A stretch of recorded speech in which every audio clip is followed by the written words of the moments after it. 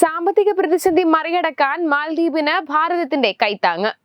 6300 കോടി രൂപയുടെ സാമ്പത്തിക സഹായമാണ് ഇന്ത്യ പ്രഖ്യാപിച്ചിരിക്കുന്നത്.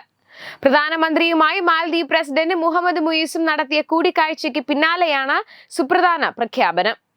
ഇന്ത്യൻ റഡാർ സംവിധാനങ്ങളും മറ്റു ഉപകരണങ്ങളും മാൽദ്വീപിന് വിതരണം ചെയ്യും. ഇതുവഴി ദ്വീപ് രാഷ്ട്രത്തിന്റെ സമുദ്ര നിരീക്ഷണ ശേഷി വർദ്ധിപ്പിക്കും.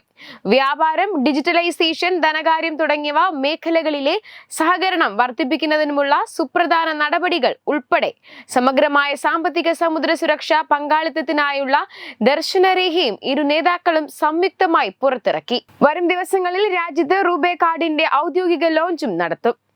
ഇന്ത്യയുടെ സഹായത്തോടെ വിമാനത്താവള പുനർവികസന പദ്ധതിക്ക് കീഴിൽ നിർമ്മിച്ച പുതിയ റൺവേ ഉടൻ ജനങ്ങൾക്കായി തുറന്നു നൽകും. ഹനിമധു അന്താരാഷ്ട്ര വിമാനത്താവളത്തിന്റെ റൺവേയാണ് ഇരു നേതാക്കളും ഒരുമിച്ച് ഉദ്ഘാടനം ചെയ്തത്.